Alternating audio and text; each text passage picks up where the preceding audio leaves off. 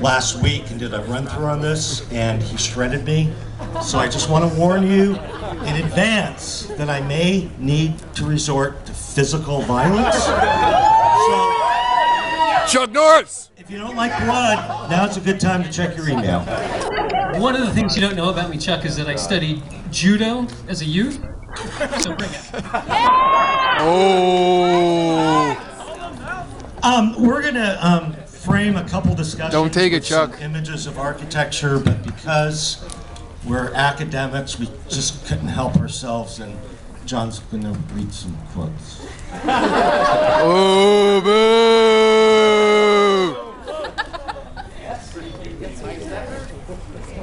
Oh. I'm actually not going to read some quotes, but I think one of the main things that both Chuck and I were interested in is this idea of honesty in architecture, and if there is such a thing as honesty in architecture. And we went back and forth in terms of, the term I was using is the opposite of honesty, which, because I wasn't willing to accept the fact that if you're not doing quote-unquote honest architecture, that you're obviously the opposite that we would think in conventional terms of honesty. Deranged. So what Ralph Waldo Emerson here is interested in is explaining something about artistic thoughts, that beauty depends on necessity. Classicism. What's that? Who advances these? Oh.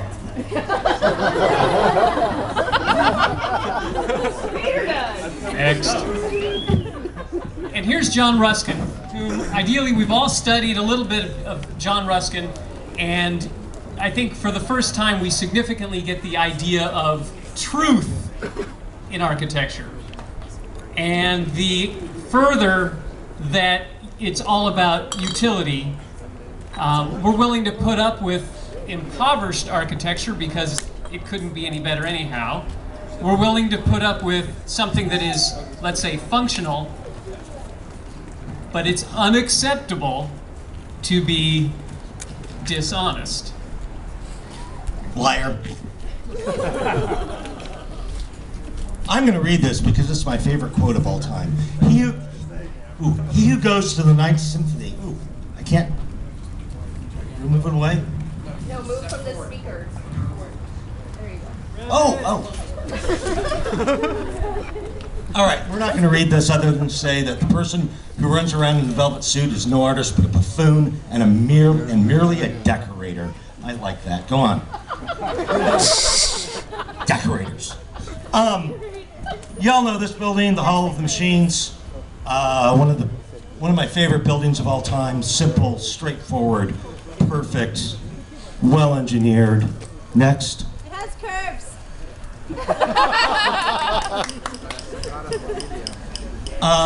Yes, but why? Curves are better. Yeah, it has curves because it was necessary. I've got to see what I was going to say about this. Sagrada Familia, a decadent, over-exuberant orgy of doing whatever. Woo! Not for a reason, but simply because we can. It's artificial and contrived. Ooh. John, explain to me. Damn. Woo! You got it, Chuck. You got it. In the ropes. He's in the ropes. Is there a point to this melting facade? It looks like an orgy in a silly string factory. If you designed it, you'd be defending the hell out of it. What's fascinating is not that Chuck wants me to quote-unquote defend it, but that he advances to the next image instead of relying on the previous one.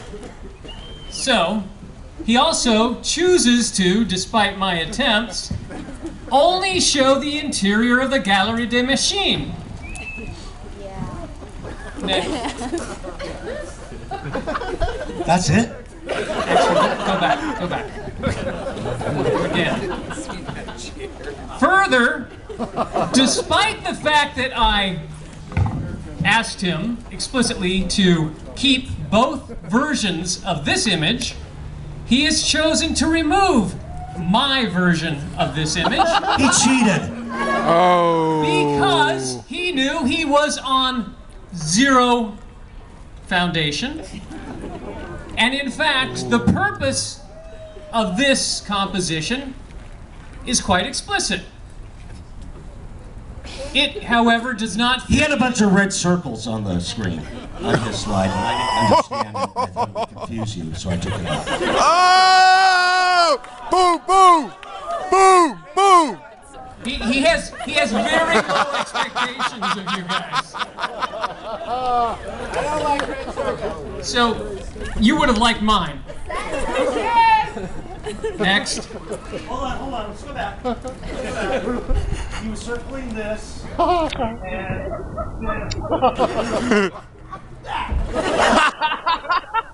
So, is it fair to ask why? I believe it is. There you go. So, part of what's happening here is that this is a man of extremely deep faith who has created this set of forms. A man who, beyond his religiosity, beyond his deep faith, was also deeply concerned that his country had been stolen. So the problem here is that we're looking at Next slide, please. Oh, boom. These works are for two extremely different purposes. But if we were to look at the other image that I wanted to use, which showed their exteriors in their contexts, they become much more meaningful. Cheater. Good job, Chuck. I told you he was going to strike me. Chair. This is a beautiful chair. You know, Plato talked about platonic solids and the fact that there's something called chair. That's it right there. That's the platonic It chair. has curves. Something about curves is going on here, and I don't think you understand it. I'm waiting for the point. No, my point is on the next round. This is your round. Oh, I had no idea. I don't even quite. That was the idea. Quite frankly, I don't even know what the next image is. So here This we is have. what I like, and the Here next we image have- is what he's defending. There you go, there you go. Go. Overcut. Chuck selected this image. As the opposite of honesty. I, on the other hand, selected the DCM chair, which he may have completely removed. No, it wasn't. There was no other chair there. Well, let's talk about the DCM chair. The DCM chair was created in 1946. Yes, that one. So it's similar to the wood one, but it has the metal legs, and it's also done by Charles and Ray Ames. And he had a photograph of a log being cut in half, and I figured that your environmental sensitivities would be offended, so I had to take that one out.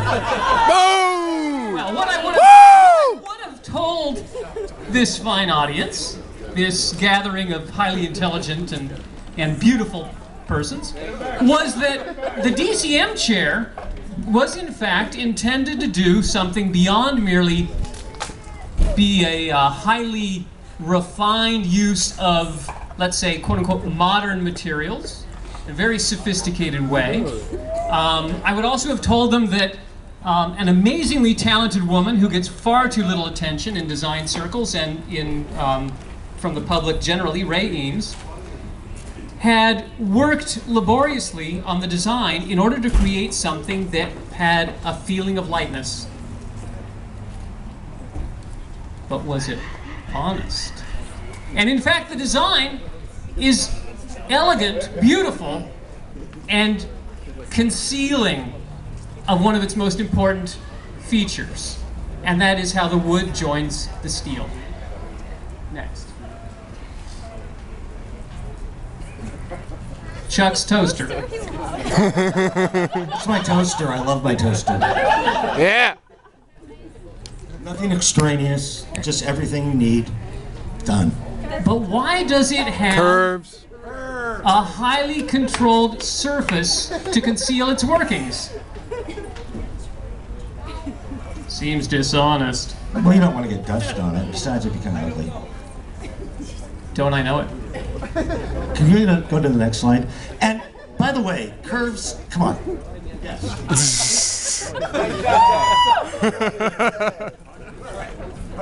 So here's my point. The previous toaster was made by the same company that makes these. The radio doesn't work on the radio toaster. Why would somebody want to buy that? Why would somebody want to design that? What is the point of that? But wouldn't Radio Toaster be a great name for a band?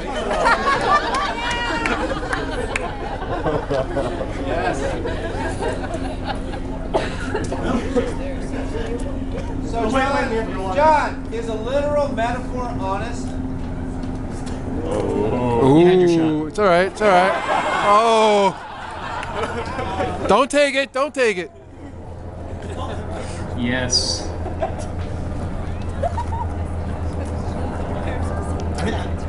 I think this is yours, but Well, I don't mind talking about this building. It's one of my favorite buildings ever created anywhere by anyone at any time on any planet.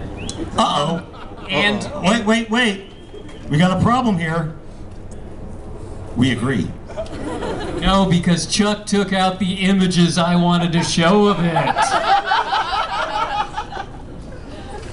I'm lucky enough to have actually been here with my lovely bride on our honeymoon.